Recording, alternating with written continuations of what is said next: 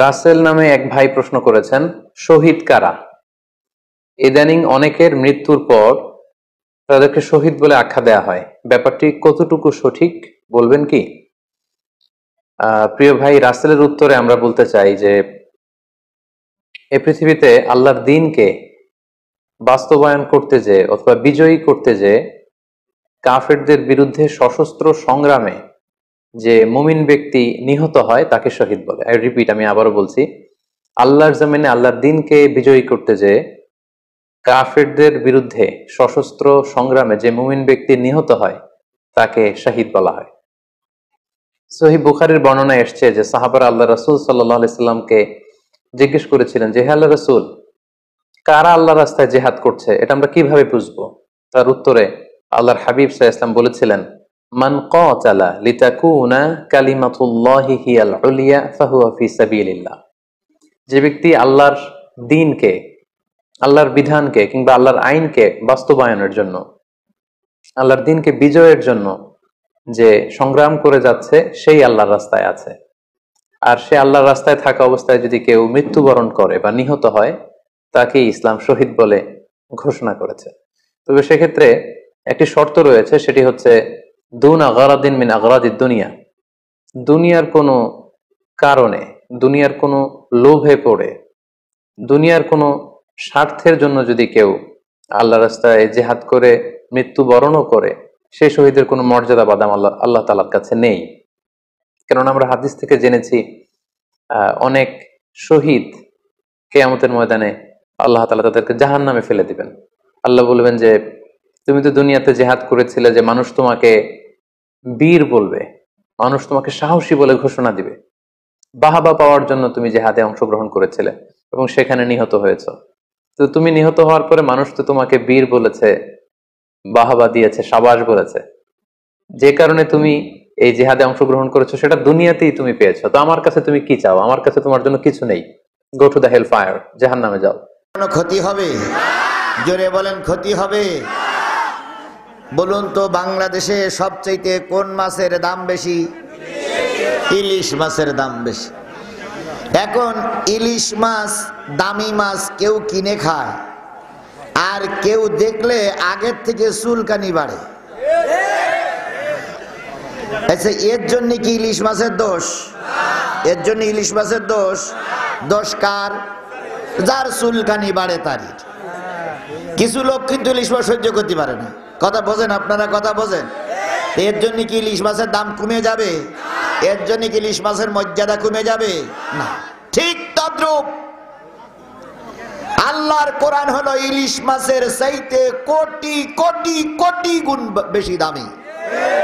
এই দামি জিনিসটা কারোর সহ্য হয় আর কারোর চুলকানি বাড়ে। গ্রামের ভিতরে কি বা ওয়াজ হবে? হয়তো একটু নামাজের কথা, না একটু রোজার কথা, না একটু পদ্মা পুশিদার কথা। গ্রামের ভিতরে কোনো বড় রাস্তার পাশে নয়, তারপরেও কিছু লোক সহ্য করতে পারছে না। তাদের ধারণা এই বুঝি কিছু একটা হয়ে গেল, এই বুঝি কিছু একটা হয়ে গেল, এই বুঝি কিছু একটা হয়ে গেল। জিহাদি এসেই মনে হয় সব পরিবর্তন করে ফেললো। আপনারা দীর্ঘদিন এই এলাকায় আছেন, 50টা বছর এখানে বসবাস করছেন, 50টা বছর পরিবর্তন করতে পারলেন না। আমি 2 ঘন্টায় কি বা পরিবর্তন করে যাব? তাহলে এত চুলকানি কেন?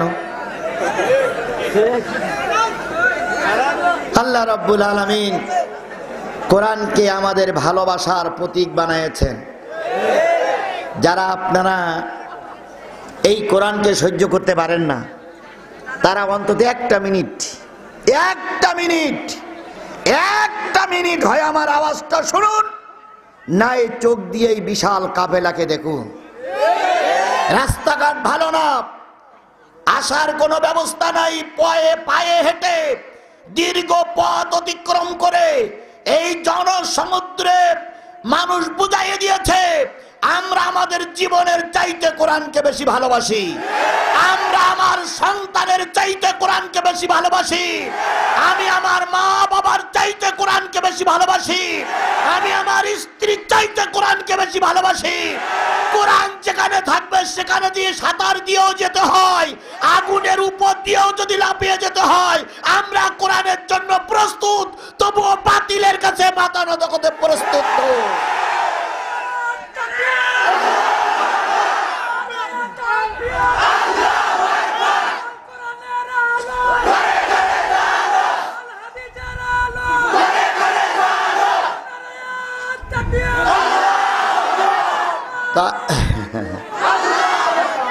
তাহলে আমরা এসেছি কিসের জন্য? সবাই মিলে বলেন। এই কোরআনের জন্য। মালিক সবাইকে কবুল করে না, আমাদেরকে কবুল করেছেন। নিশ্চয়ই মালিক আমাদের পরে দয়া করেছেন, অনুগ্রহ করেছেন, রহমত করেছেন। যে মালিক দয়া করে আজকের এই মাহফিল পর্যন্ত আসার সুযোগ দিলেন, আমরা সে মালিকের দরবারে সবাই মিলে শুকরিয়া আদায় করছি। সকলে মিলে বলছি আলহামদুলিল্লাহ। আরেকটু জোরে বলুন তো আলহামদুলিল্লাহ। প্রশংসা সবই কেবল তোমারি, প্রশংসা সবই কেবল তোমারি, রব্বুল আলামিন।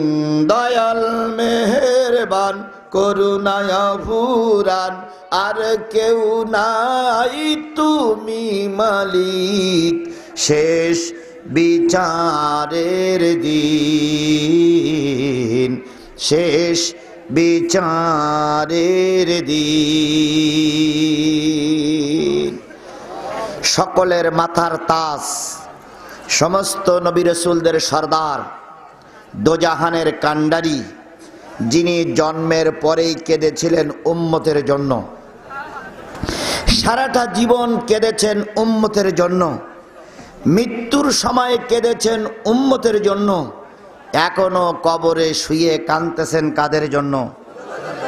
সেই মায়া ভরা নবী, দয়ার নবী জনাবে মুহাম্মদুর রাসূলুল্লাহ সাল্লাল্লাহু আলাইহি সাল্লামের দরবারে লক্ষ কোটি দুরূদ আর সালাম। সবাই মিলে বলছি সাল্লাল্লাহু আলাইহি ওয়াসাল্লাম। নবী জন্মের পরে কাঁদলেন কাদের জন্য? আল্লাহ নবী এসেছিলেন কত হিজরি? না, আল্লাহ নবী এসেছিলেন কত খ্রিস্টাব্দ? 570 খ্রিস্টাব্দ। কতই রবিউল আওয়াল? 12ই রবিউল আওয়াল। 12ই রবিউল আওয়াল। কোন সময় পৃথিবীতে এসেছিলেন? শবে সাদেকের সময়। এই দিকে কোনো পথ আছে?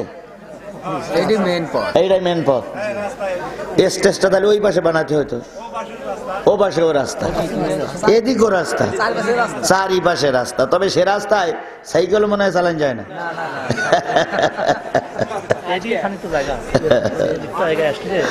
আল্লাহ আল্লাহু আকবার কাবীরা। এ মুরব্বি মানে রাগ করে চলে যাচ্ছে নাকি? অসুস্থ না, অসুস্থ হলে চলে যায়। আমার ভাইয়েরা, রসুল আসলেন শবে সাদেকের সময়। কোন সময়? শবে সাদেক কারে বলে? তাহাজ্জুদের শেষ, এখনো বেলা উঠি নাই, ঘোর এখনো কাটি নাই। অন্ধকারাচ্ছন্ন অবস্থায় আল্লাহর নবী দুনিয়া আসলেন। নবী যখন দুনিয়া আসলেন, আমেনা একটু দুঃখ করে বলতেছিলেন, আল্লাহ শুনেছি আমার পেট থেকে যে মানুষটা আসছে তিনি হচ্ছেন আখিরি জামানার পয়গম্বর, অথচ আমি যে ঘরে আছি সেই ঘরের ছাদ নাই, এই ঘরের বেড়া নাই। রাতের বেলায় ঘরে শুয়ে থাকলে চাঁদের আলো বিছানায় শুয়ে শুয়ে দেখা যায়। এমন একটা কুড়ে ঘরে আমার নবী আসলেন। আমেনা বলেছেন, হালিমা যখন নবী কুড়ে ঘরে আসলেন, একটা লম্প জ্বালানোর মতন, লণ্ঠন জ্বালানোর মতন তেল বা বাতি আমার কাছে ছিল না। অন্ধকারে নবীকে প্রসাব করলাম। আমি একটু হুঁশ ফিরে নবীর চেহারার দিকে তাকিয়ে দেখি, আমার অন্ধকার ঘরটা পূর্ণিমার আলোর চাইতে আলোকময় হয়ে গেছে। নবীজির বাড়ির পাশে বাড়ি ছিল নবীজির ফুপি আম্মার, উম্মে হানি চলে আসলেন। এসে দেখলেন ভাতিজা চুপচাপ শুয়ে আছে, তবে ভাতিজার মুখটা চুপচাপ বিড় বিড় বিড় বিড় বিড় বিড় করে নড়তেছে। উম্মে হানি ভাতিজা মোহাম্মদকে জড়িয়ে ধরে বললেন, ভাতিজা কি যে বলো কিছুই তো বুঝতে পারি না, তবে মনে হয় তুমি কাউকে খুঁজতেছ। নবী যখন একটু বড় হয়ে গেল, একটু আকলবান হলো, একটু জ্ঞানী হলো, উম্মে হানি তখন বেঁচে ছিলেন। তিনি উম্মে হানিকে জিজ্ঞেস করলেন, উম্মে হানি নবীকে জিজ্ঞেস করলেন, ভাতিজা জন্মের পরে কি বলেছিল আমি তো বুঝতে পারি নাই। নবীজি বলেছিলেন, ফুপি আম্মা জন্মের পরে কেঁদেছিলাম, রব্বি হাবলি উম্মতি, আয় আল্লাহ আমার গুনাহগার উম্মত গুলোরে মাফ করে দাও। তাহলে তিনি জন্মের পরে কেঁদেছিলেন কাদের জন্য? আমরা তো সেই উম্মত। আমরা কি সেই উম্মত? আমরা সেই উম্মত। তাহলে রসুলের বিরুদ্ধে যখন বিষাদগার হয়, রসুলের বিরুদ্ধে যখন ব্যঙ্গ হয়, রসুলের সুন্নতের পরে যখন আক্রমণ হয়, তুমি মুসলমান তোমার হৃদয়ে রক্তক্ষরণ হয় না কেন?